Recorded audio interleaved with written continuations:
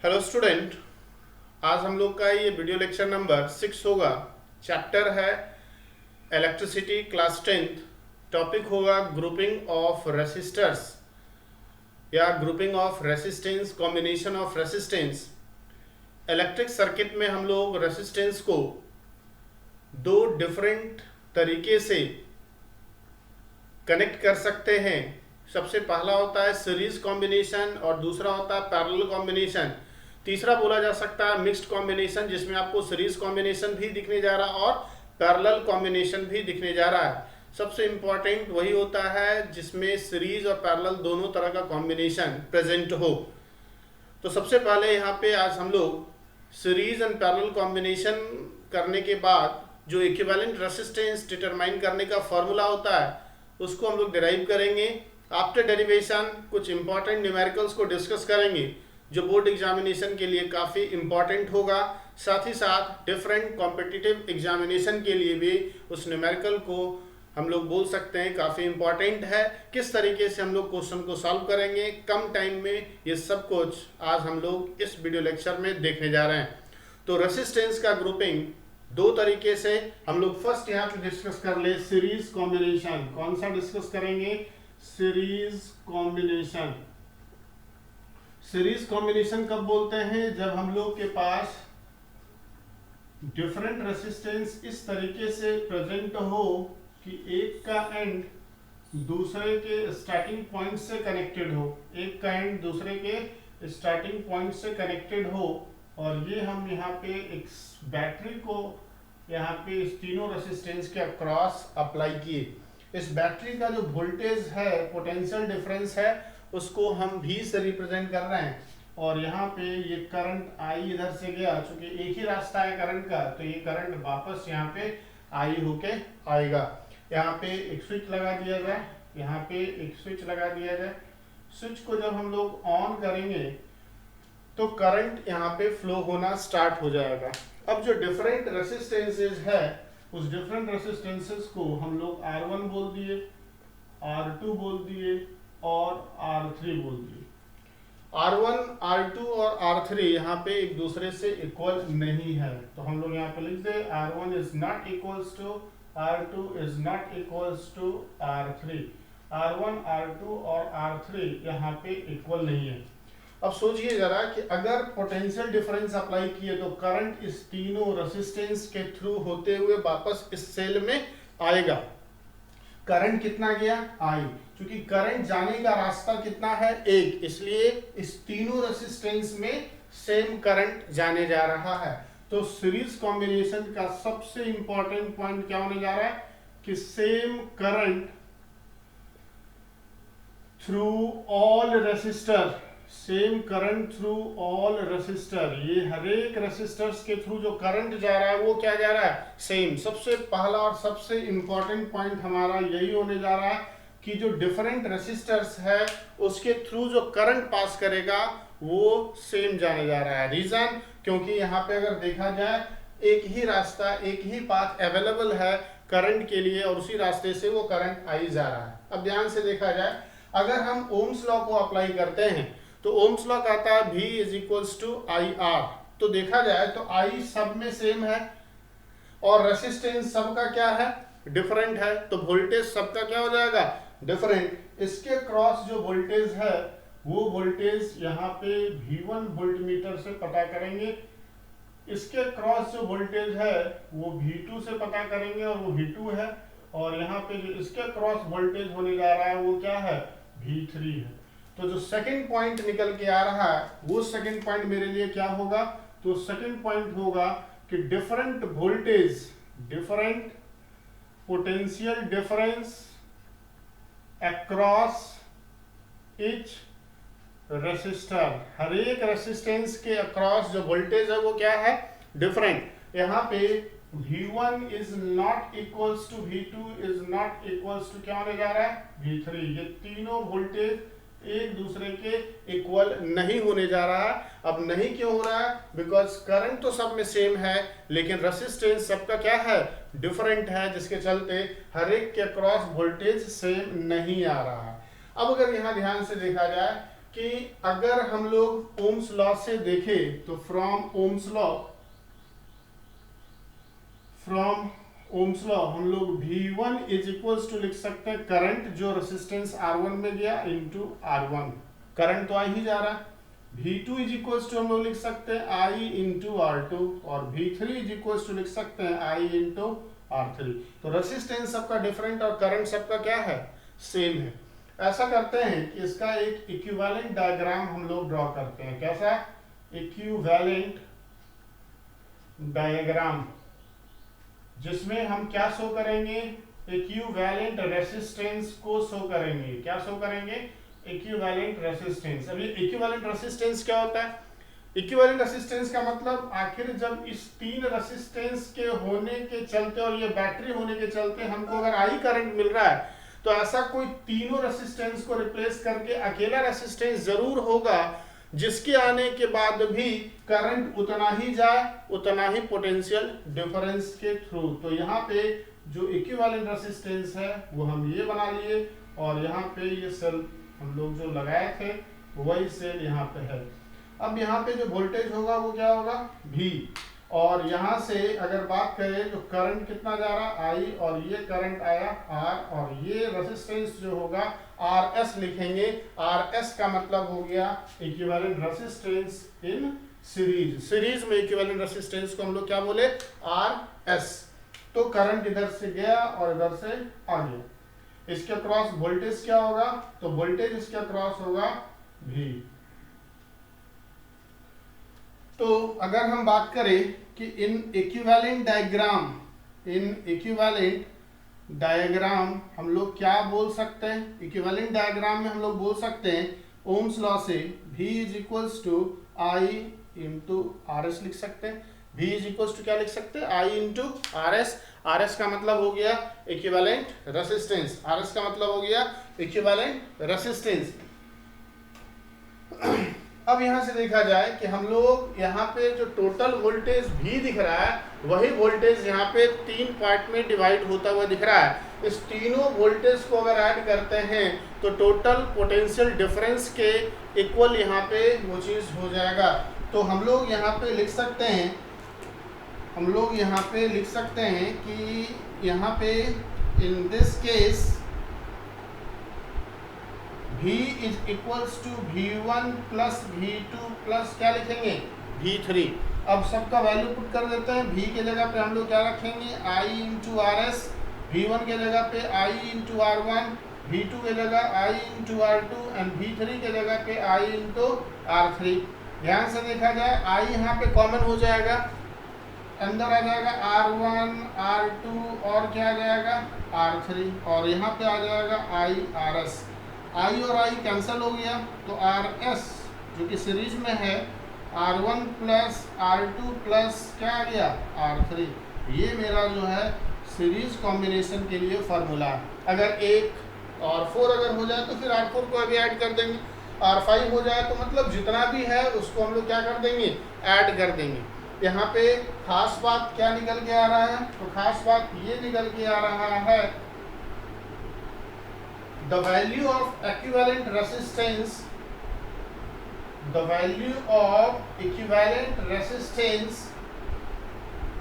is always greater than the resistors having maximum resistance। ठीक है, जो मैक्सिमम रेसिस्टेंस वाला रेसिस्टेंस है इक्विवेलेंट रेसिस्टेंस का वैल्यू उससे भी क्या आएगा, ज़्यादा आएगा। अगर बात किया जाए कि n आइडेंटिकल रेसिस्टर्स है, मीन्स बहुत सारा रेसिस्टेंस है और उसमें सबका वैल्यू सेम है। यहाँ पे 2 पॉइंट जो हम मेंशन किए, दोनों पॉइंट काफ़ी ज़रूरी है क्वेश्चन बनाने के लिए। दोनों पॉइंट को कंसीडर करना बहुत ज़रूरी है। तो सीरीज कॉम्बिनेशन पहचानने जा रहा है, सेम करंट डिफरेंट वोल्टेज, जबकि पैरेलल कॉम्बिनेशन इससे जस्ट रिवर्स होगा, जिसको हम इसके जस्ट बाद डिस्कस करेंगे, different current and same potential difference के थ्रू।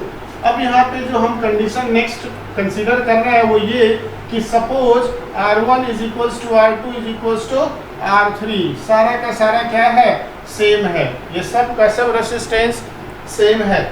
तो कुछ यहाँ पे इफ एन आइडेंटिकल रेसिस्टर्स है, if an identical resistors of resistance are connected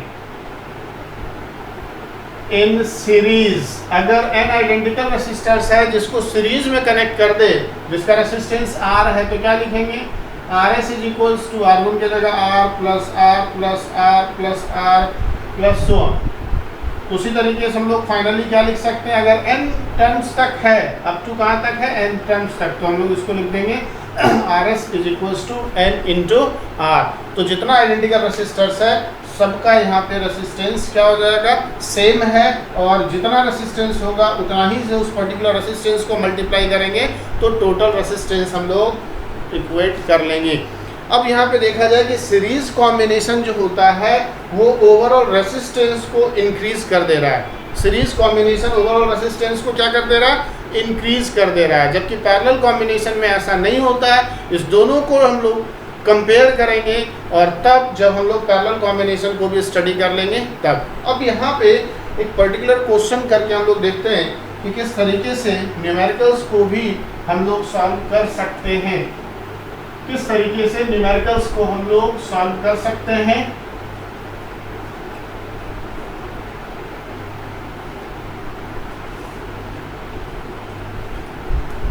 एक क्वेश्चन है, if 5 resistors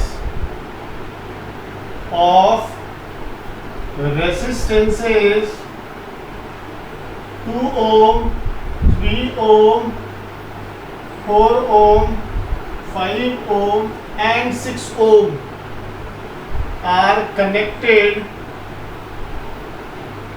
end to end such that same current passing through it, calculate current through 4 ohm resistor if total applied voltage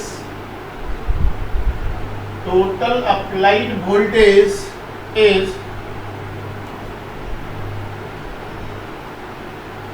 40 volt. कितना है, 40 volt total applied voltage है। तो situation कुछ इस तरीके का है, ये 2 ओम हो गया, ये 3 ओम हो गया, ये 4 ओम हो गया, 5 हो गया और ये 6 हो गया। ये टोटल 5 रेसिस्टर्स है, एक दूसरे से कनेक्टेड है, और यहाँ पे हम बैटरी अप्लाई किए हैं। वो बैटरी का वोल्टेज कितना है, तो बैटरी का वोल्टेज है 40 वोल्ट 40 वोल्ट, और ये 2 ओम, 3 ओम, 4 ओम, 5 ओम और ये है 6 ओम। बोलना है कि इसमें कितना करंट जाएगा, ठीक है।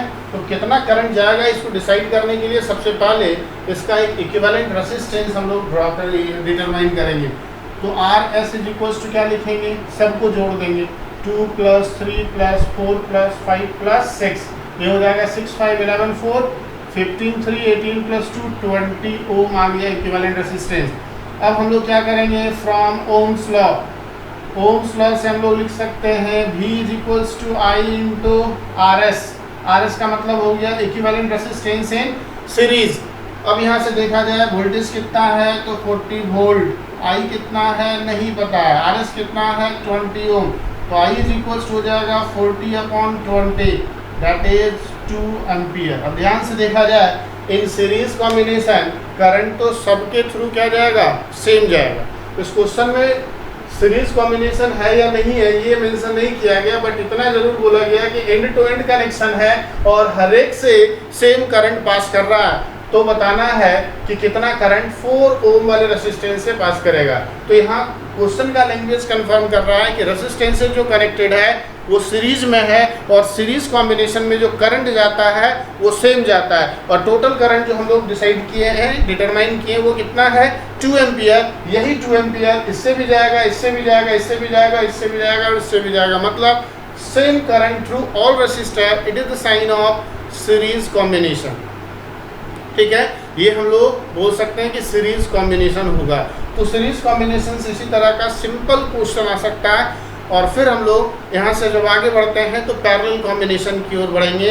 पैरेलल कॉम्बिनेशन में अगर 3 रेसिस्टेंस को हम लोग कनेक्ट करते हैं या उससे ज़्यादा रेसिस्टेंस को कनेक्ट करते हैं तो इक्विवेलेंट रेसिस्टेंस निकालने का फार्मूला क्या होगा, हम लोग इस चीज़ को यहाँ पे अब डिस्कस करने जा रहे हैं।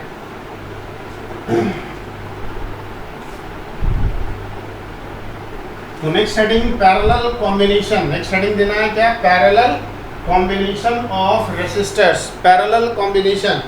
नेक्स्ट हेडिंग हम लोग का होगा पैरेलल कॉम्बिनेशन, पैरेलल कॉम्बिनेशन। अब पैरेलल कॉम्बिनेशन किस तरीके से करवाएंगे, तो पैरेलल कॉम्बिनेशन हम लोग अगर देखा जाए तो ये 3 रेसिस्टेंस हम लोग कंसिडर करते हैं। फर्स्ट हुआ, ये सेकेंड रेसिस्टेंस हुआ और ये मेरा थर्ड रेसिस्टेंस हुआ। इस तीनों को पैरेलल हम लोग यहाँ पे पुट कर रहे हैं। इस तीनों को हम लोग पैरेलल पुट कर रहे हैं और पैरेलल पुट करने के बाद इस तीनों को एक एक्सटर्नल सर्किट से कनेक्ट करते हैं, एक पोटेंशियल डिफरेंस प्रोवाइड करते हैं और वो पोटेंशियल डिफरेंस यहाँ पे फिर से कितना है, वोल्टेज है यहाँ पे V। और यहाँ से जो करंट निकला है वो करंट यहाँ से गया I करंट, लेकिन इस पॉइंट पे आने के बाद करंट 3 पार्ट में डिवाइड हो रहा है। इसमें गया सपोज I1, इसमें गया सपोज I2 और इसमें गया सपोज I3। ये तीनों फर्दर कनेक्ट हो गए, फिर कितना बना दिया, I करंट बना दिया। अब यहाँ ध्यान से देखना है कि इसका रेसिस्टेंस हम लोग ऐसा करते हैं कि R1 बोल दे रहे हैं, इसका R2 और इसका बोल दे रहे हैं R3। तो सबसे पहला पॉइंट जो निकल के आ रहा है वो ये कि डिफरेंट करंट है ना, पहला पॉइंट जो निकल के आ रहा है वो क्या, different current through each resistor. हर एक रेसिस्टेंस से जो करंट जा रहा है वो डिफरेंट होगा। कब, जब R1 is not equals to R2 is not equals to R3। R1, R2 और R3 जब एक दूसरे के इक्वल नहीं है तो वैसे सिचुएशन में हर एक से करंट क्या जाएगा, डिफरेंट जाएगा। सेकेंड पॉइंट का अगर हम बात करें तो सेकेंड पॉइंट में अगर देखा जाए कि रेसिस्टेंस मेरा R1, R2 और R3 है और करंट उसमें जा रहा है I1, I2 और I3। एक बात यहाँ पे हम लोग को डिसाइड ये करना है कि जो करंट का डिस्ट्रीब्यूशन हुआ वो किस बेसिस पे हुआ। अगर रेसिस्टेंस डिफरेंट है तो करंट भी क्या है, डिफरेंट। अगर रेसिस्टेंस डिफरेंट है तो करंट भी क्या है, डिफरेंट। और करंट डिफरेंट है तो किस में करंट ज़्यादा और किस में करंट कम होगा। तो एक सिंपल सी बात पहले माइंड में सेट करना है कि व्हाट इज रेसिस्टेंस। रेसिस्टेंस को हम लोग बोलते हैं कि property which resist the flow of electric charge. इसका मतलब जहाँ रेसिस्टेंस ज़्यादा वहाँ पे चार्जेस का फ्लो क्या होगा, कम होगा, और जहाँ रेसिस्टेंस कम वहाँ चार्जेस का फ्लो काफ़ी फास्ट होने जा रहा है। इसका मतलब ये हुआ कि R1, R2, R3 में जो सबसे छोटा होगा उसमें करंट का वैल्यू सबसे ज़्यादा होगा। R1, R2, R3 में सबसे ज़्यादा वैल्यू वाला रेसिस्टेंस से करंट सबसे कम जाएगा। मीन्स डिस्ट्रीब्यूशन ऑफ करंट जो होने जा रहा है वो इन्वर्सली प्रोपोर्शनल होगा किस पे, रेसिस्टेंस पे। यहाँ पे जो खास बात निकल के आ रहा है वो क्या निकल के आ रहा है कि जो करंट होगा वो इन्वर्सली प्रोपोर्शनल होगा किसका, R का। R अगर ज़्यादा तो करंट उसमें कम, R अगर कम तो करंट उसमें ज़्यादा होने जा रहा है। अब यहाँ पे R1, R2, R3 में कौन ज़्यादा कौन कम हम ये नहीं बता रहे हैं, लेकिन फिर भी अगर न्यूमेरिकल वैल्यू रहेगा तो हम लोग डिसाइड कर सकते हैं कि किस में करंट ज़्यादा और किस में करंट क्या जाएगा, कम। ये डिसाइड करना काफ़ी आसान होगा। अब यहाँ पे अगर देखा जाए कि रेसिस्टेंस कम तो करंट ज़्यादा, रेसिस्टेंस ज़्यादा तो करंट कम, तो दोनों का प्रोडक्ट हमेशा क्या आएगा, सेम आएगा। ध्यान से, रेसिस्टेंस कम तो करंट ज़्यादा, रेसिस्टेंस ज़्यादा तो करंट कम। इसका मतलब दोनों का प्रोडक्ट क्या होने जा रहा है, कांस्टेंट होने जा रहा है। फिर से एक बार, रेसिस्टेंस कम तो करंट ज़्यादा, रेसिस्टेंस ज़्यादा तो करंट कम। दोनों का प्रोडक्ट बार बार सेम आएगा और दोनों का product means resistance and current का प्रोडक्ट। और रेसिस्टेंस एंड करंट का प्रोडक्ट का मतलब ओम्स लॉ, और ओम्स लॉ बोलता है कि रेसिस्टेंस और करंट का प्रोडक्ट को हम लोग वोल्टेज बोलते हैं। इसका मतलब हर एक के क्रॉस वोल्टेज क्या होगा, तो वोल्टेज हर एक के क्रॉस सेम होगा और वो वोल्टेज यहाँ पे क्या है, V। तो सेकंड पॉइंट जो हमारे सामने दिख रहा है वो ये दिख रहा है कि जो वोल्टेज होगा, है ना, voltage across each resistor, voltage across each resistor is same. हर एक के अक्रॉस वोल्टेज क्या होने जा रहा है, सेम होने जा रहा है। अच्छा ध्यान से देखिए, यही करंट आई कितने पार्ट में डिवाइड हुआ है, 3 डिफरेंट पार्ट्स में डिवाइड हुआ है। ये जो करंट बैटरी से आई निकला वो कितने पार्ट में डिवाइड हुआ, 3 पार्ट में डिवाइड हुआ। कौन कौन, I1, I2 और I3। तो यहाँ से हम लोग लिख सकते हैं कि I is equals to I1 plus I2 plus I3, equation 1। अब अगर देखा जाए कि रेसिस्टेंस है ना, R1 वाले केस में हम लोग ओम्स लॉ को अप्लाई करते हैं, किसमें, R1 में। तो R1 के क्रॉस वोल्टेज कितना है V, करंट कितना है I1, रेसिस्टेंस कितना है R1, इसलिए I1 इज इक्वल टू हम लोग लिखेंगे V अपॉन R1। R2 के लिए अप्लाई करते हैं तो हम लोग क्या लिखेंगे, V, वोल्टेज वही होने जा रहा है, करंट क्या होगा I2, रेसिस्टेंस क्या होगा R2, इसलिए I2 इज इक्वल टू हम लोग लिखेंगे V अपॉन R2। अगर थर्ड रेसिस्टेंस को कंसीडर किया जाए तो उसके क्रॉस वोल्टेज V अगर है तो करंट उसमें कितना जा रहा है I3, रेसिस्टेंस उसका R3, ओम्स लॉ से लिखते जा रहे हैं, I3 इज इक्वल टू हो जाएगा V अपॉन R3। काफी आसान तरीके से हम लोग लिख लिए, मतलब I1, I2 और I3 का वैल्यू हम लोग यहाँ पे डिटरमाइन कर लिए। इसका एक इक्विवेलेंट डायग्राम बनाते हैं, इसका इक्विवेलेंट डायग्राम बनाते हैं और उस 3 रेसिस्टेंस को हटाते हैं और उसके जगह पे एक अकेला रेसिस्टेंस को लाते हैं, जिसके आने के बाद करंट के वैल्यू पे कोई फर्क नहीं पड़ेगा और उस अकेला रेसिस्टेंस को हम लोग RP बोलेंगे। उस अकेला रेसिस्टेंस को हम लोग क्या बोलेंगे, RP बोलेंगे, मतलब equivalent resistance in parallel combination. ध्यान रहे, इक्विवेलेंट रेसिस्टेंस कब किसी रेसिस्टेंस को बोलते हैं, जब उस रेसिस्टेंस के आने के बाद भी करंट का वैल्यू उतना ही रह जाए जितना पहले से था। मतलब इस तीनों को हटा के RP जब लाए तो इस बैटरी से अब भी उतना ही करंट लिया जा रहा जितना पहले लिया जा रहा था। मतलब ये तीनों मिलके जितना करंट खींच रहा था अकेले ये खींच रहा है, इसलिए इस तीनों का इक्विवेलेंट माना जाएगा। क्योंकि ये रेसिस्टेंस इक्विवेलेंट है और पैरेलल में जुड़ा हुआ है, इसलिए इसको RP से रिप्रेजेंट किए। इसका मतलब इस इक्विवेलेंट डायग्राम के लिए, तो फॉर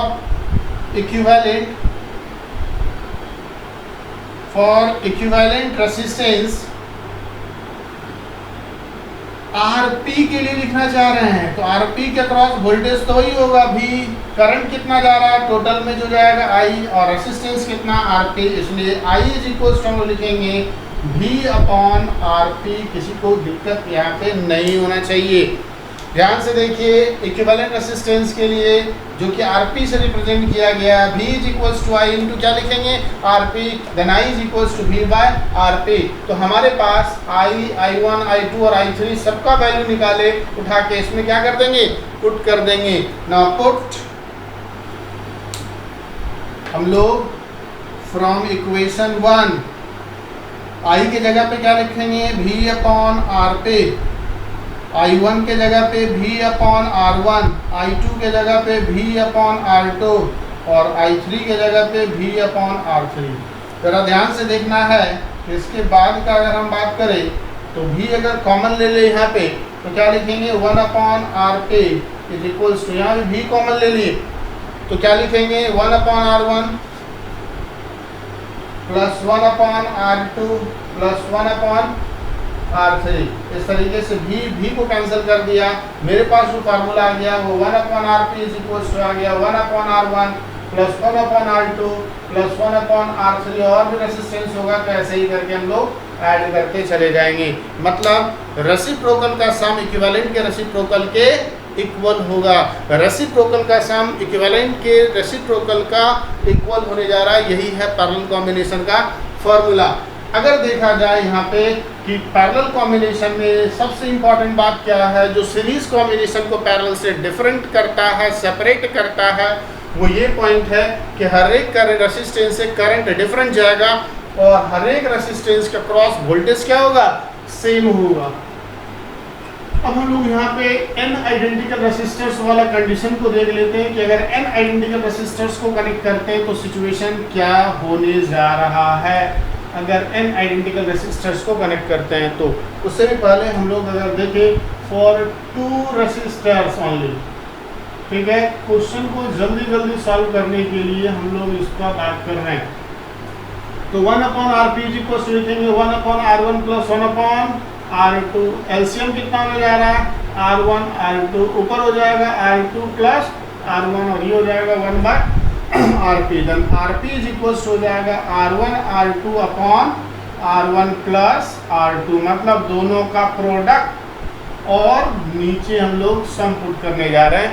इस तरीके से दो रेसिस्टेंस के लिए हम लोग सिंपल सी फार्मूला क्या अप्लाई करेंगे, प्रोडक्ट बाय सम। प्रोडक्ट बाय सम काफ़ी कम समय में कैलकुलेशन अगर करना है तो इसका हम लोग यूज़ करेंगे। अब इसके बाद अगर देखें कि इफ n आइडेंटिकल रेसिस्टेंस जुड़ा हुआ है तो क्या फार्मूला हम लोग डायरेक्टली यूज कर सकते हैं।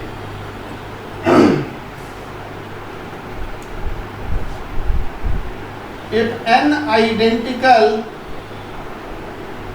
resistors are connected in parallel, then अगर n आइडेंटिकल रेसिस्टर्स पैरेलल में कनेक्टेड है तब हम लोग लिख सकते हैं 1/RP is equals to 1/R plus 1/R plus 1/R, सबका R ही रेसिस्टेंस है तो n तक जाएगा। कहाँ तक जाएगा, तो n तक जाएगा, n टर्म तक जाएगा। यहाँ पे कितना टर्म तक जाएगा, n तक जाएगा। तो अगर हम लिखे 1/RP या फाइनली हम लोग लिख दे RP इज इक्वल्स टू, तो R अपॉन क्या लिख देंगे n, ठीक है, R अपॉन n। यहाँ पे अगर एलसीएम लेंगे तो सबका एलसीएम क्या आ जाएगा, R आ जाएगा। एक स्टेप हम लोग करके देख ले, एक स्टेप हम लोग यहाँ पे करके देख ही ले।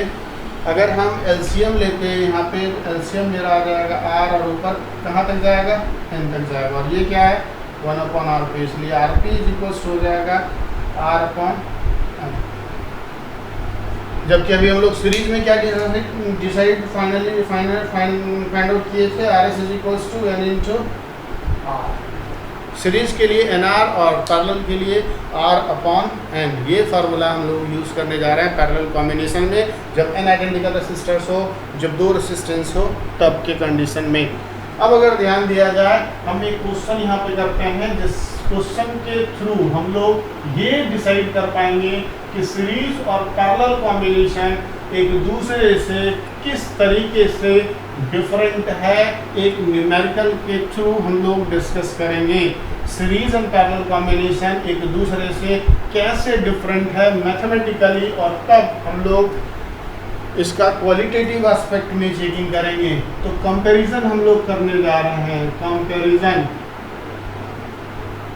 Between series and parallel. Series and parallel में कंपैरिजन करने जा रहे हैं एक क्वेश्चन के थ्रू। क्वेश्चन क्या है कि if three resistors of resistance 12 ohm, 6 ohm and 3 ohm are first connected in series and then in parallel through a potential difference of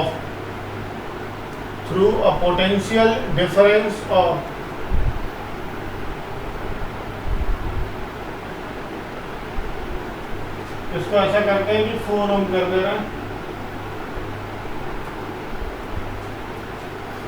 through a potential difference of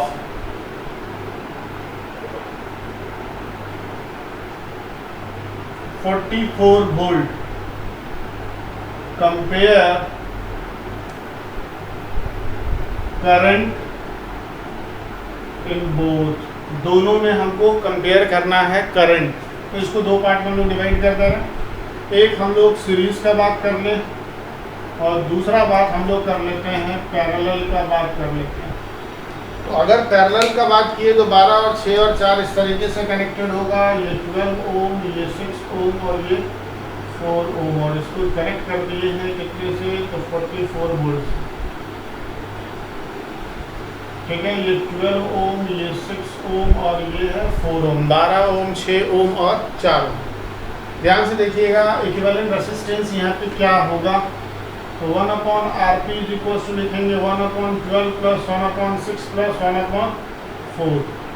ठीक है, हम लोग यहाँ पे 12, 6 and 4, 12, 6 and 4 का एलसीएम होने जा रहा है 12, यहाँ पे 1, 6 2 12, 4 3 12, 1/, क्या हो गया RP, then RP is equal हो जाएगा 12/3 2 5 और 1 6, 6 2 2 12, मीन्स 2 हमारा इक्विवेलेंट रेजिस्टेंस। अब ध्यान से देखिएगा, आई अगर निकालते हैं ओम्स लॉ से, फ्रॉम क्या लिखेंगे, from Ohm's law, Ohm's law के हेल्प से अगर हम लोग यहाँ पे देखें तो ओम्स लॉ के हेल्प से अगर हम लोग यहाँ पे देखें तो क्या बोल सकते हैं कि V is equals to I into R P. V का वैल्यू बताइए 44, I का वैल्यू नहीं पता, RP का value 2, then I is equals to आ गया 22 एम्पियर का करंट, 22 एम्पियर करंट मिल रहा है। जब उस तीनों को हम लोग कैसे कनेक्ट किए पैरेलल में, अब जाके हम लोग क्वेश्चन के अकॉर्डिंग इस तीनों को सीरीज में कनेक्ट कर रहे हैं और वोल्टेज उतना ही दे रहे हैं 44 वोल्ट, ये है 12 ओम, ये है 6 ओम और ये है 4 ओम। अब बताइए अगर हम लोग इक्विवेलेंट रेजिस्टेंस RS निकालना चाहते हैं तो तीनों को क्या करेंगे, ऐड करेंगे, 12, 6 और 22, यहाँ पे 22 ओम रेजिस्टेंस आ रहा है। अब यहाँ पे देखा जाए ओम्स लॉ से V is equals to I into क्या लिखेंगे RS, I is equals to लिखेंगे V/RS, V का वैल्यू 44, R का वैल्यू 22 और ये आ गया 2 एम्पियर। तो ध्यान से देखने की बात यहाँ पे ये है कि सब कुछ सेम होने पर, सब कुछ सेम होने पे एक पैरेलल में करंट 22 एम्पियर मिल रहा है, जबकि सीरीज में करंट क्या मिल रहा है, कम मिल रहा है। तो इसका मतलब ये हो गया कि सीरीज का करंट का वैल्यू कम होता है, पैरेलल का करंट का वैल्यू ज़्यादा होता है। तो सबसे पहला सबसे इम्पॉर्टेंट बात क्या है, in parallel combination, in parallel combination value of means जो पैरेलल में आता है वो ज़्यादा आता है सीरीज के कंपैरिजन में। सब कुछ सेम रहने पे पैरेलल वाला करंट काफ़ी ज़्यादा होगा सीरीज वाले करंट के रिस्पेक्ट में, और दूसरी बात कि जो रेसिस्टेंस पैरेलल में होता है वो सीरीज वाले रेसिस्टेंस से कम होता है। हम लोग ये जानते हैं V is equals to I into R P, अगर बोले तो V is equals to I P, और यहाँ पे हम लोग क्या लिखते हैं IS इंटू RS। तो यहाँ से अगर देखा जाए कि I P is equals to लिखे तो V/RP और IS लिखे तो V/ क्या लिखेंगे RS, जिसका वैल्यू ज़्यादा, चूँकि वोल्टेज दोनों जगह सेम अप्लाई कर रहे हैं, वोल्टेज दोनों जगह क्या होने जा रहा है, सेम अप्लाई कर रहे हैं। इसको थोड़ा और ऊपर लिखते हैं, आप लोग को दिख जाए, इसको हम लोग लिख सकते हैं IS is equals to V/RS। ठीक है, तो अगर IP जो है V/RP है और IS जो है वो V/RS है, अगर हम V को सेम रखें दोनों केस में तो IP is inversely proportional to R।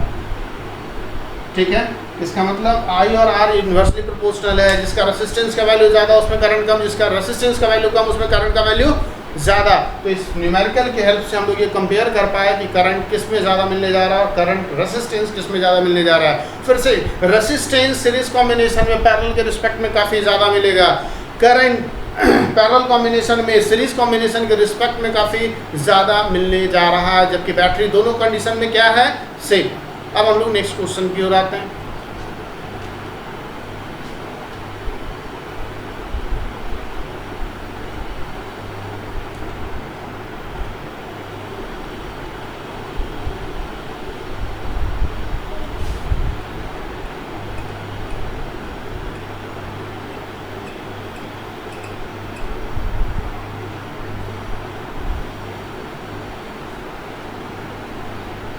Question है calculate current through each resistor, calculate current through each resistor. Question is calculate current through each resistor. हर एक रेसिस्टेंस के थ्रू हम लोग को डिसाइड करना है करंट का value. Calculate current through each resistor. Calculate current through each resistor. तो ये कंडीशन है मेरे पास. ये एक अकेला रेसिस्टेंस दिख रहा है, यहाँ पे ये इस दो रेसिस्टेंस से कनेक्टेड है, और यहाँ पे आप ये बहुत आसानी से कह सकते हो कि ये कॉम्बिनेशन मिक्स्ड कॉम्बिनेशन होने जा रहा है. और इसको हम लोग एक सेल से कनेक्ट करते हुए दिख रहे हैं, और उसका कुछ न कुछ वोल्टेज होगा. इसका रेसिस्टेंस 12 ओम है, और इसका रेसिस्टेंस 6 ओम है, और इसका रेसिस्टेंस 2 ओम, और ये है हमारा 36 वोल्ट का बैटरी लगा हुआ है. ठीक है, 36 वोल्ट का. क्वेश्चन क्या है? Calculate current through each resistor. Calculate current through each resistor. हर एक रेसिस्टर्स के थ्रू करंट बताना है. सबसे पहले यहाँ पे ये ध्यान से देखिए कि ये कॉम्बिनेशन किस तरीके का है, तब जाके हम लोग करंट निकालना है. टोटल करंट नहीं पूछा जा रहा है, पूछा जा रहा है इस 12 ओम से कितना जाएगा, इससे कितना जाएगा, और इससे कितना जाएगा. तो सपोज इसमें जा रहा है कितना करंट I1, और इसमें कितना जा रहा है I2, और इसमें कितना जाएगा I current. I current distribute हो गया कितने पार्ट में? I1, I2 एंड I3 में. तो कैसे कनेक्टेड है? तो ध्यान से देखिए, जब यहाँ से कोई पर्टिकुलर करंट इधर जाएगा तो ये करंट इधर भी आएगा, और ये करंट यहाँ भी आएगा. इसमें कितना करंट आया? 2 ओम में I, जबकि यहाँ पे आने के बाद ये दो पार्ट में डिवाइड करता हुआ दिख रहा है, एक ऊपर और एक नीचे. ऊपर कितना जा रहा है I1, और नीचे कितना जा रहा है I2. इसका मतलब कि इस 12 ओम और 6 ओम में जो करंट जा रहा है वो क्या जा रहा है? डिफरेंट जा रहा है. और डिफरेंट करंट का मतलब ये दोनों कैसे ज्वाइंट है? पैरेलल कॉम्बिनेशन में. वैसे दिखने से भी दिख रहा है कि ये पैरेलल में जुड़ा हुआ है, मींस यहाँ पैरेलल भी है, और ये दोनों का इक्विवेलेंट इसके क्या है? सीरीज में. तो क्वेश्चन किससे है? मिक्स्ड कॉम्बिनेशन से. क्वेश्चन किससे हो गया? मिक्स्ड कॉम्बिनेशन का क्वेश्चन हो गया. क्वेश्चन हो गया मेरा मिक्स्ड कॉम्बिनेशन का. ध्यान से, अगर हम बोले इस पॉइंट को ए, इस पॉइंट को हम बोलते हैं बी, और इस पॉइंट को हम बोलते हैं सी, तो मेरा कितना पॉइंट दिख रहा है? 3 पॉइंट. तो हम बोलेंगे B and C. B and C के बीच जो 12 ओम एंड 6 ओम है वो कैसे कनेक्टेड है? पैरेलल में कनेक्टेड है. A B and B C कैसे कनेक्टेड है? चूंकि इसमें जो करंट गया वही इस दोनों में मिला के गया. चूंकि I1 की साइड डिवाइड हुआ I1 और I2 में, दोनों का ऐड कर दे, फर्दर हमको क्या मिलने जा रहा है? I मिलने जा रहा है. मतलब ए बी में जो करंट जा रहा है वही किस में जा रहा है? बी सी में जा रहा है. तो ये दोनों कैसे जुड़ा हुआ है? सीरीज में. क्योंकि करंट इन बोथ सेम, दोनों में करंट क्या जा रहा है? सेम. तो सीरीज भी दिख रहा है और पैरेलल भी दिख रहा है, इसलिए कॉम्बिनेशन हो गया मिक्स्ड कॉम्बिनेशन. सबसे पहले निकालते हैं रेसिस्टेंस ए और बी का. तो वो तो 2 ओम ऑलरेडी है. रेसिस्टेंस निकालते हैं बी और सी का. तो दो रेसिस्टेंस के लिए प्रोडक्ट बाय क्या लिखेंगे? सम. 12 × 6 अपॉन 12 प्लस 6. अब जस्ट बताएं, दो रेसिस्टेंस के लिए प्रोडक्ट अपॉन क्या लिखेंगे? सम लिखेंगे. तो प्रोडक्ट यहाँ पे कितना हो गया? 72, और सम कितना हो गया? 18. ये आ गया कितना? 4 ओम आ गया. R B C means B और सी के बीच का रेसिस्टेंस कितना? 4 ओम. तो टोटल रेसिस्टेंस कितना हो जाएगा? आर ए बी हो जाएगा और आर बी सी हो जाएगा. ये हो जाएगा 2 + 4 = 6 ओम. अब देखा जाए V जो होगा total V total = I × R total. इसलिए I = क्या लिखेंगे? V total by R total. V कितना लगाया गया है? 36 वोल्ट. R कितना है? 6. कितना करंट आएगा? 6 एम्पियर का. टोटल करंट कितना आया? 6. टोटल करंट कितना आया? 6. I total = 6 ampere. अब ध्यान से देखिए, यही करंट यहाँ से इस बार हम बोलेंगे कि यहाँ से कितना गया? 6 एम्पियर. ये भी कितना है? 6 एम्पियर. ये भी कितना है? 6 एम्पियर. लेकिन इस पॉइंट बी पे आने के बाद वो 6 एम्पियर दो पार्ट में डिवाइड हो जाएगा. पॉइंट बी पे जाने के बाद दो पार्ट में वो करंट डिवाइड हो जाएगा, लेकिन हमको ये डिसाइड करना है कि किस पार्ट में कितना करंट जाएगा. तो eight point B, current 6 ampere is divided unequally into two parts. unequally क्यों बोल रहे हैं? because of different resistance, because of different resistance. अगर सोचा जाए I1 और I2 में ज्यादा कौन है, अभी जस्ट बोले थे रेसिस्टेंस ज्यादा करंट कम, रेसिस्टेंस कम करंट ज्यादा, तो रेसिस्टेंस ज्यादा 12 ओम तो करंट कम, means I1 must be lesser than I2. Mathematically नहीं जाके अगर थ्योरेटिकली देखे तो I1 must be lesser than I2. What is reason behind it? Because of greater value of resistance, resistance का ज्यादा वैल्यू होने के चलते. अब यहाँ पे हम लोग ये डिसाइड करें कि I1 और I2 का वैल्यू क्या होगा. I1 और I2 का वैल्यू क्या होगा ये हमको यहाँ पे डिसाइड करना है. अब यहाँ से ध्यान से देखा जाए कि जो पोटेंशियल होगा AB का और जो पोटेंशियल होगा BC का इक्वल नहीं होगा. ऐसा इसलिए क्योंकि जो कॉम्बिनेशन है कैसा है? Series combination. अब जरा ध्यान से देखिए VAB अगर हम निकालना चाहें तो I जो AB में गया और रेसिस्टेंस जो AB का है I कितना गया बताइए AB में? I गया 6 एम्पियर और रेसिस्टेंस कितना है 2, तो ये आ गया 12 वोल्ट. कोई दिक्कत? उसी तरीके से हम लोग निकालना चाहते हैं B और C के बीच का पोटेंशियल डिफरेंस, तो लिखेंगे जो B और C में करंट टोटल गया और जो रेसिस्टेंस और B और C का, तो बताइए B और C में कितना करंट गया, तो आया कितना 6. कितने पार्ट में डिवाइड हुआ? 2. दोनों पार्ट वाला करंट को ऐड कर दे तो कितना मिलेगा? 6.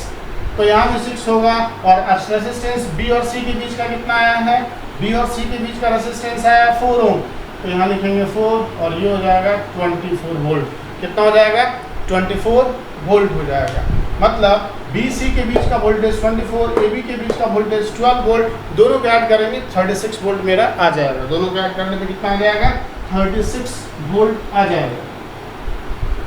अब अगर यहाँ ध्यान से देखा जाए, अगली पार्ट अगर देखा जाए I1 निकालना चाहते हैं तो I1 इज इक्वल्स टू लिखेंगे V upon I1 is equals to, या फिर ऐसे हम लोग लिख दे कि V है ना, V ऐसा करते हैं कि वोल्टेज अक्रॉस 12 ओम के थ्रू हम लोग निकालना चाहते हैं.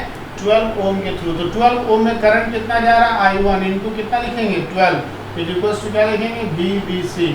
उसी तरीके से I2 किस में जा रहा है? 6 एम्पियर वाले में. 6 ओम वाले में कितना करंट जा रहा है? I2. 12 ओम में कितना करंट जा रहा है? I1. 6 ओम में कितना करंट जा रहा है? I2. तो I2 into 6 is equals to क्या लिखेंगे? VBC. अब कहिएगा दोनों में VBC क्यों? क्योंकि पैरेलल कॉम्बिनेशन में वोल्टेज क्या होता है? सेम. पैरेलल कॉम्बिनेशन में वोल्टेज क्या होता है? सेम. ध्यान रहे पैरेलल कॉम्बिनेशन में वोल्टेज क्या होगा? सेम. तो यहाँ पे I1 अगर निकालना चाहे तो हम लोग VBC I1 into 12 is equals to कितना लिखेंगे? 24. इसलिए I1 is equals to 2 ampere आ जाएगा. I2 into 6 is equals to फिर से 24, इसलिए I2 का वैल्यू कितना हो जाएगा? 24/6 4 एम्पियर. देखिए ऐड करके 2 और 4 कितना आ रहा है? 6 एम्पियर. 2 और 4 कितना आ रहा है? 6 एम्पियर. तो 2 ओम रेसिस्टेंस से 6 एम्पियर, 12 ओम से 2 एम्पियर और 4 मेरा 6 ओम रेसिस्टेंस से कितना जाएगा? 4 एम्पियर करंट. I1 और I2 में कौन ज़्यादा दिख रहा है? I1 या I2? I2. I1 कम दिख रहा है इसलिए क्योंकि I1 किसके थ्रू जा रहा है? ज़्यादा वैल्यू वाले रेसिस्टेंस के थ्रू. I2 कम दिख रहा है इसलिए क्योंकि वो किसके थ्रू जा रहा है? कम वैल्यू वाले रेसिस्टेंस के थ्रू. अब देखते हैं हम लोग नेक्स्ट क्वेश्चन. अब हम लोग नेक्स्ट क्वेश्चन देखते हैं. इसी पैटर्न पे एक और क्वेश्चन हम लोग पहले यहाँ पे देख लें. पूरा सॉल्व तो नहीं करेंगे लेकिन जस्ट हम लोग कॉन्सेप्ट को यहाँ पे चेक करेंगे कि आखिर ये क्वेश्चन भी किस तरीके से बनेगा जिसका नेचर भी अभी के जैसा ही है. जिसका नेचर भी अभी के क्वेश्चन के जैसा ही है. अब ध्यान से देखिए.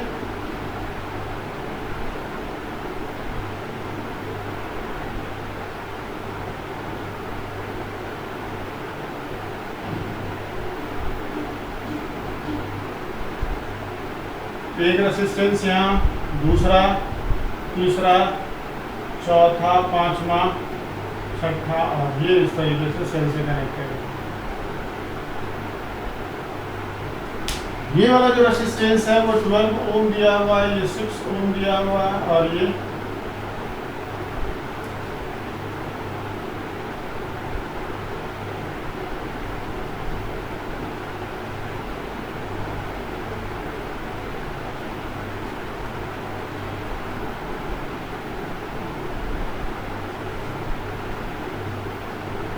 बोला current through each resistor, question क्या है, current through each resistor find out करना है, करंट थ्रू ईच रेसिस्टर। तो पिछला वाला क्वेश्चन जैसे किए थे उसी तरीके से इस पॉइंट को हम लोग मानते हैं, एक पॉइंट यहाँ पे है, दूसरा पॉइंट यहाँ पे है, तीसरा पॉइंट यहाँ पे है, चौथा पांचवा ये हुआ, इसको हम बोलते हैं ए, इसको बोलते हैं बी, इसको बोलते हैं सी, इसको बोलते हैं डी और इसको बोलते हैं ई। चलिए A B C D, A B B C and D E कैसे जुड़ा हुआ है, सीरीज में। क्यों, एक ही करंट जा रहा है। क्या हम बोल सकते हैं, ए बी के बीच का, बी सी के बीच का और सी डी के बीच का, डी ई के बीच का जो वोल्टेज होगा वो सेम नहीं होना चाहिए, क्योंकि इससे क्या है, पैरेलल में। तो हम लोग भी ए बी अगर निकालें, सबसे पहले आर ए बी क्या हो जाएगा, तो ये 2 ओम है। आर बी सी क्या हो जाएगा, तो प्रोडक्ट 6 × 3/6 + 3 प्रोडक्ट बाय सम, 6 3 18/9 कितना आ रहा है, 2 ohm. R C R D E, ठीक है, आर डी ई, तो 1/R D E = 1/12 + 1/6 + 1/4, एलसीएम कितना आएगा, 12, 1 + 2 + 3, 3 2 5 1 6, 6/12, 1/2, इसलिए आर डी ई कितना आ जाएगा, 2 ओम आ जाएगा, ठीक है। तो उसी तरीके से भी ए बी हम लोग निकाल लेंगे, कैसे, आई इंटू आई ए बी में जितना गया इंटू आर ए बी जो है आई कितना गया, ठीक है। आई जो टोटल होगा वही टोटल कितना होने जा रहा है, सबसे पहले आर टोटल निकाल ले, कितना होगा, 2 + 2 + 2 = 6, और भी टोटल हो जाएगा आई टोटल इंटू आर टोटल, इसलिए आई = भी टोटल बाय आर टोटल, भी टोटल 36, आर टोटल 6 एम्पियर, यहाँ पे 6 एम्पियर आ रहा है टोटल करंट, 6 एम्पियर आ रहा है टोटल करंट। तो भी ए बी = आर बी, ए और बी के बीच करंट कितना आ जाएगा, टोटल वाला जो है वही, और रेजिस्टेंस कितना है, 2, ये कितना हो गया, 12 वोल्ट। भी बी सी अगर देखा जाए तो क्या हो जाएगा, आई जो बी सी में गया और आर जो बी सी में जा रहा है = क्या लिखेंगे, करंट कितना जाएगा, सीरीज में वही जाएगा जो पहले जा रहा था, इंटू 2 यहाँ भी है 12 वोल्ट, और भी सी डी यहाँ पे क्या हो जाएगा, डी डी ई हम लोग लिखेंगे, डी पार्ट है, I D E into are D ई, बताइए आई कितना जाएगा, 6, आर कितना है, 2, 12। अब कहेगा कि सीरीज कॉम्बिनेशन होने के बाद में वोल्टेज सेम क्यों आ गया, रीज़न है रेसिस्टेंस भी सेम आ रहा है, इक्विवेलेंट रेसिस्टेंस का वैल्यू भी क्या आ रहा है, सेम आ रहा है, इसलिए ये वैल्यू भी क्या आ रहा है, सेम आ रहा है। अब अगर देखा जाए कि सपोज इसमें कितना करंट गया, तो I1 इसमें कितना गया, I2 इसमें कितना गया, I3 इसमें कितना गया, I4 और इसमें कितना गया, I5। अगर हम लोग I1 I2 I3 और I5 को डिटरमाइन करें तो क्या करेंगे, ठीक है, I1 I2 I3 I4 I5 सबको डिसाइड करना है, तो कैसे करेंगे डिसाइड,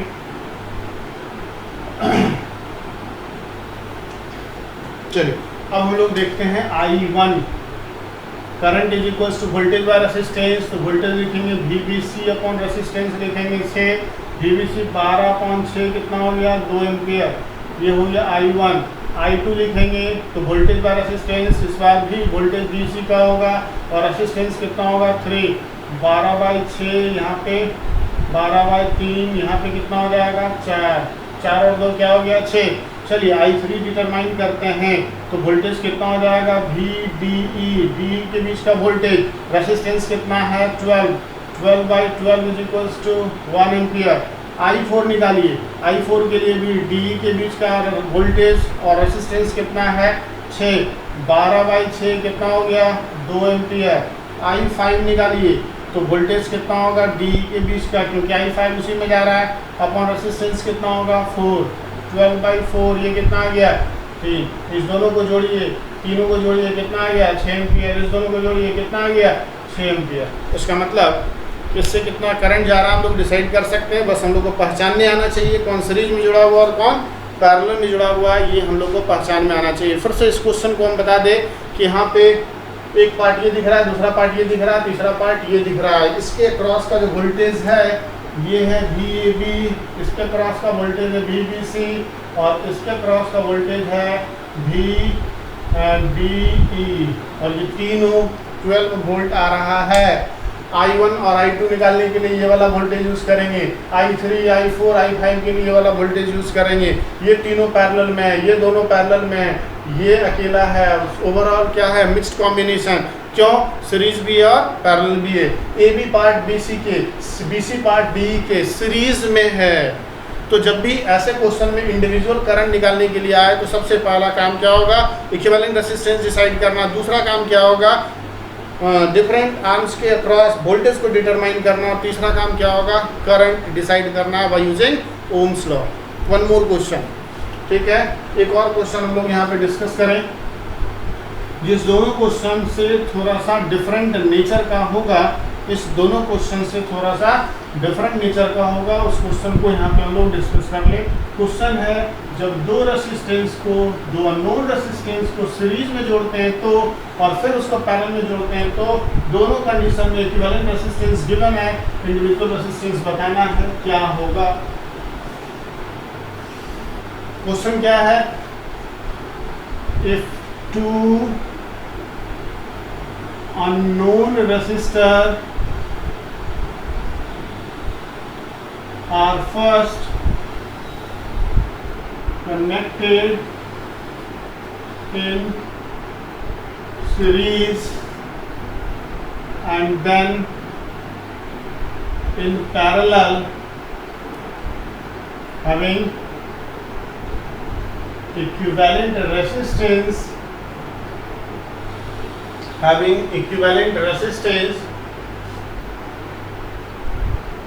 18 ohm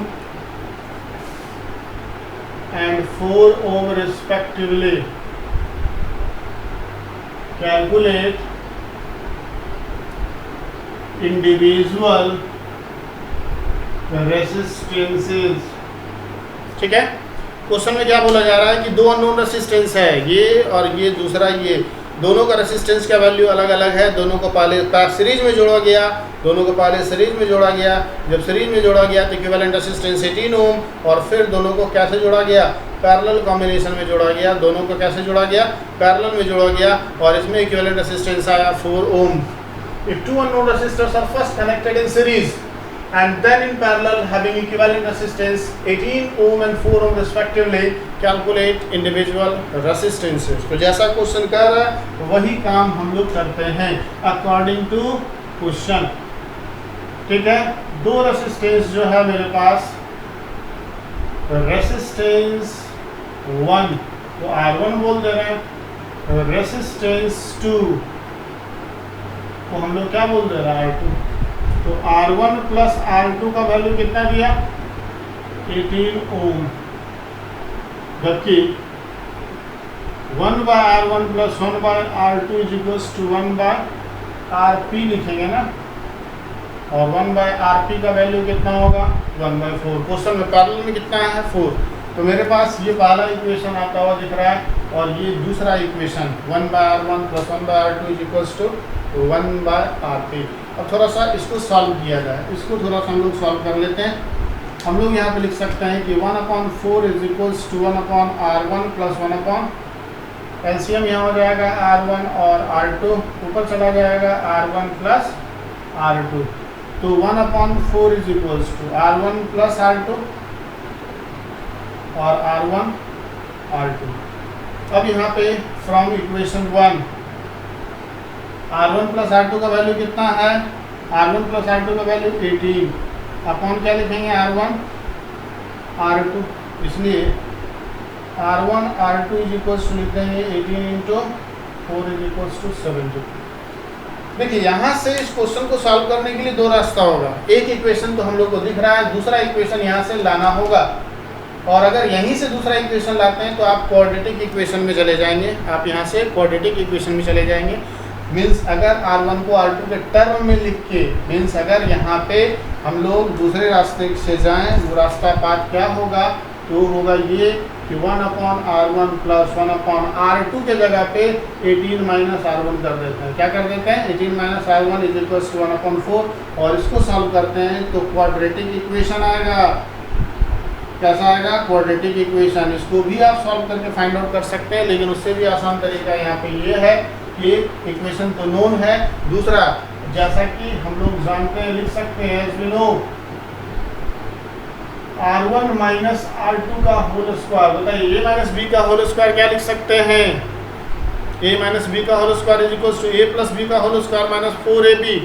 हम लोग लिखेंगे R1 प्लस R2 का whole square minus 4R1 R2। ये कहाँ से आया? ये कहाँ से आया? तो हम लोग लिखेंगे चूंकि a माइनस बी का whole square is equal to a plus b का होल स्क्वायर माइनस 4ab। यहाँ से हम लोग ऊपर वाला इक्वेशन को लिख पाएंगे। ठीक है, चलिए अब यहाँ पे हम लोग लिख सकते हैं R1 माइनस R2 का होल स्क्वायर। चलिए R1 प्लस R2 का वैल्यू बताइए कितना है? 18 का क्या लिखेंगे? स्क्वायर। ठीक है, 18 का स्क्वायर माइनस 4। R1 R2 का वैल्यू कितना निकाले हैं? 72। R1 R2 का वैल्यू कितना निकाले हैं? 72। चलिए अब यहाँ पे R1 माइनस R2 का स्क्वायर अगर लिखें तो क्या हो सकता है? 18 का स्क्वायर 8 8 64 324 आई थिंक माइनस यहाँ पे 72 इंटू 4 कितना हो जाएगा? 4 2 जा 8 एंड 7 4 जा 28। ठीक है, तो ये हो जाएगा मेरा 12 इधर से बचा, 24 इधर से 36 हो रहा, और ये है मेरा R1 माइनस R2 का whole square. Then R1 minus R2 is equal to क्या हो जाएगा? रूट अंडर 36 और ये आ जाएगा 6, मतलब R1 minus R2 is equal to 6 और ये मेरा इक्वेशन सेकेंड आ गया। चलिए फर्स्ट इक्वेशन मेरा क्या है? R1 minus R2 is equal to 18 और सेकेंड इक्वेशन मेरा क्या आ गया? R1 minus R2 is equal to 6। हम लोग लिखेंगे फ्रॉम 1 एंड 2। ठीक है, 1 को किससे जोड़ रहा है? 1 को किससे जोड़ रहा है? 2 से। 1 को किससे जोड़ रहा है? 2 से। देखेंगे R1 plus R2 is equal to 18 and R1 minus R2 is equal to 6। दोनों को ऐड करेंगे तो R2 cancel, twice of R1 is equal to 24, इसलिए R1 is equal to 12 ohm and R2 is equal to आ जाएगा, है ना, बाकी बचा कितना? क्योंकि दोनों का सम कितना है।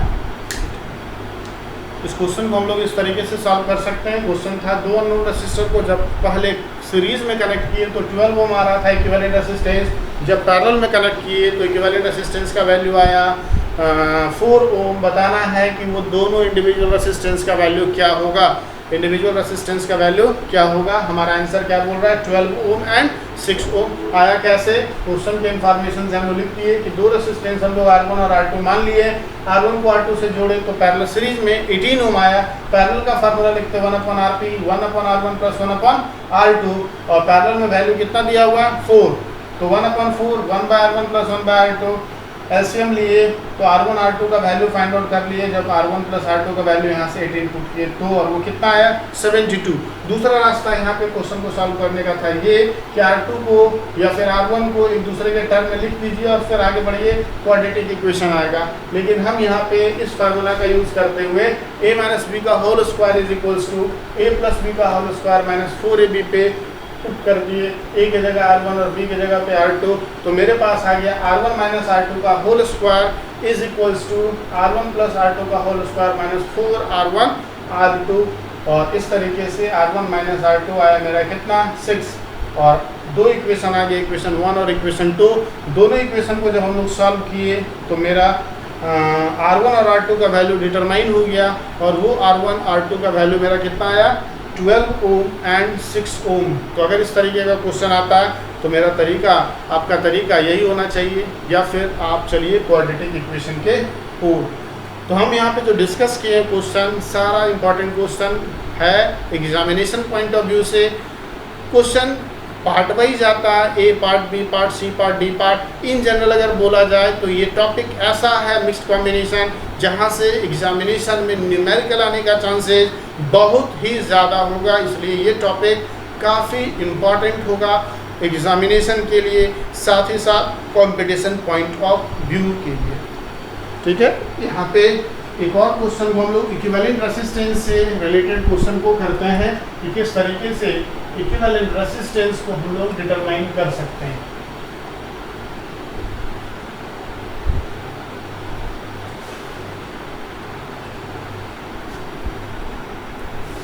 हमको ए और बी के बीच का इक्विवेलेंट रेसिस्टेंस डिसाइड करना है। ए और बी के बीच का इक्विवेलेंट रेसिस्टेंस डिसाइड करना है, ठीक है। एक क्वेश्चन हम लोग यहाँ पे इक्विवेलेंट रेसिस्टेंस से रिलेटेड कर ले।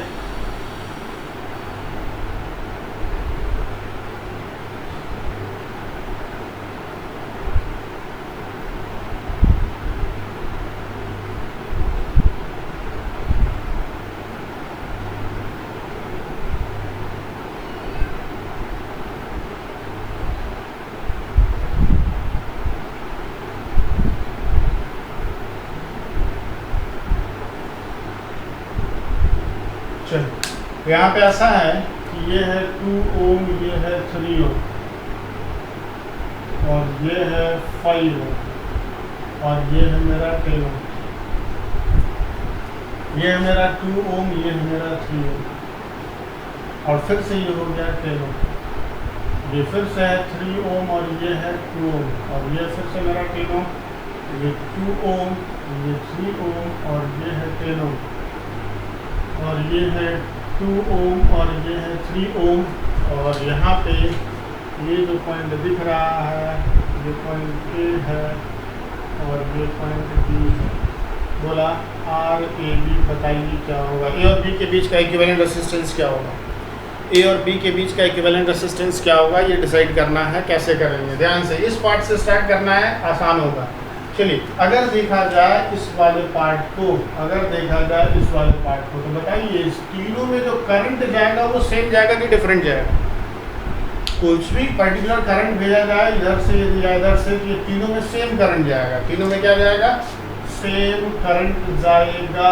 तीनों में सेम करंट जाएगा, सीरीज कॉम्बिनेशन हो जाएगा। और सीरीज कॉम्बिनेशन में इसका इक्विवेलेंट रेसिस्टेंस कितना हो जाएगा, 3, 2, 5 और 5 10 ओम। ये 10 और ये 10 बताइए पैरेलल में हो जाएगा। ये 10 और ये 10 पैरेलल में हो जाएगा तो 5 ओम आ जाएगा। कितना आ जाएगा, 5 ओम। तो इसी तरीके से हम डायग्राम को छोटा करते जा रहे हैं। ये 10 ओम को हम यहाँ पे लिख दे रहे हैं। ये 10 ओम को हम यहाँ पे क्या कर दे रहे हैं, मेंशन कर दे रहे हैं। तो यहाँ पे एक और रेसिस्टेंस आ रहा है, वो भी कितना आ रहा है, 10 ओम। ये 10 और ये 10 क्या हो गया, पैरेलल में। दो पैरेलल में है तो इक्विवेलेंट रेसिस्टेंस कितना हो जाएगा, प्रोडक्ट बाय सम, 10 10 जा 100 बाय 20, 25 जा 100। तो ये दोनों को अगर हटा दे तो इस दोनों का इक्विवेलेंट कितना हो जाएगा बताएंगे। इस दोनों का इक्विवेलेंट हो जाएगा 5 ओम। 10 और 10 5 ओम। फिर से देखिए 5 3 8 + 2 10, इसको भी अगर हटा दे, क्योंकि ये तीनों सीरीज में आ गया, तो यहाँ पे कितना हो जाएगा बताएंगे, 10 ओम आ जाएगा। यहाँ पे कितना हो जाएगा, 10 ओम आ जाएगा। और ये 10 और ये 10 फर्दर क्या हो जाएगा, पैरेलल में। तो 10 और 10 मिलके पैरेलल में कितना देगा, 5 ओम। इसको भी हम लोग इरेज कर दिए। तो यहाँ पे इस बार कितना हो जाएगा बताएंगे, 5 ओम हो जाएगा। फिर 5 3 और 2 क्या हो जाएगा, सीरीज में हो जाएगा। सीरीज में ऐड करेंगे तो फिर से ही आ जाएगा 10। इसको भी हम यहाँ से रिमूव कर दे रहे हैं और इसके प्लेस पे कितना लिख देंगे, 10 ओम यहाँ भी लिख देंगे। ये 10 ओम और ये 10 ओम कैसे आगे बताएंगे, पैरेलल में। तो इसका इक्विवेलेंट रेसिस्टेंस कितना हो जाएगा, 5 ओम हो जाएगा। तो इसका इक्विवेलेंट रेसिस्टेंस कितना हो जाएगा, 5 ओम। ये 5, ये 3 और ये 2 कैसे आ गया, 5 3 और 2 कैसे आ गया बताइए।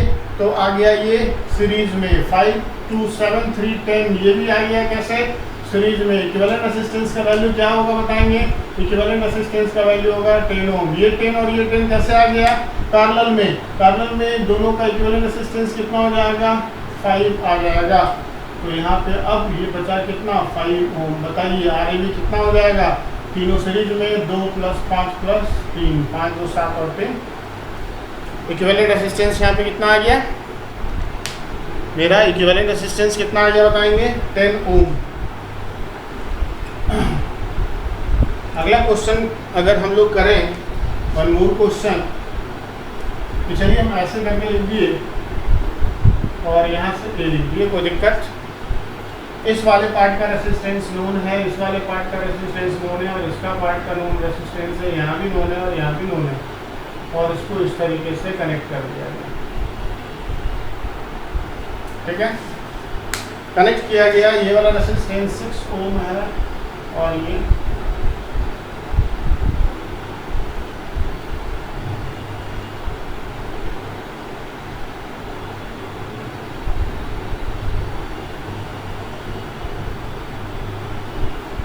ठीक है। बोला कैलकुलेट टोटल करना।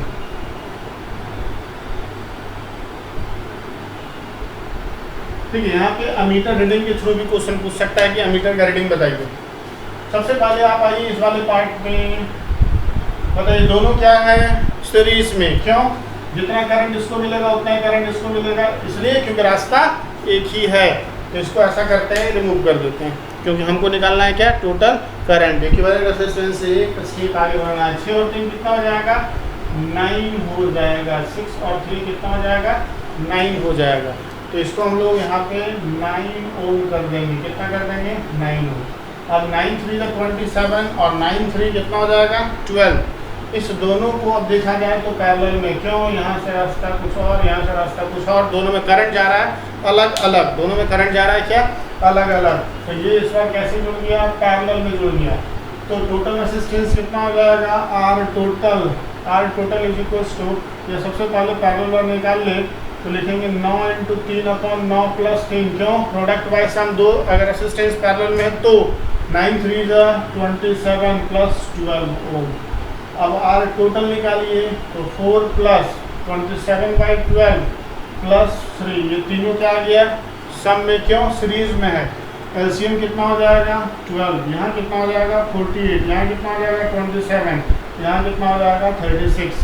टोटल कितना आ गया, 7 6 13 और 8 21, 2 3 5 2 7 और 4 11 कौन 12। ये आ गया इतना ओम रेजिस्टेंस। इसलिए V is equals to I into R। I is equals to V by क्या लिखेंगे, R। वोल्टेज कितना, 24। R कितना, 111 अपॉन कितना, 12। तो 24 अपॉन 111 इंटू कितना, 12। कितना एम्पियर करंट है, तो इतना एम्पियर करंट होगा। तो काफ़ी इम्पोर्टेंट ये टॉपिक हम लोग का होने जा रहा है। इस टॉपिक को पढ़ने के बाद काफ़ी ज़्यादा प्रैक्टिस की ज़रूरत पड़ेगी आपको, और प्रैक्टिस करने के लिए आप डिफरेंट बुक्स के क्वेश्चंस को सॉल्व करेंगे।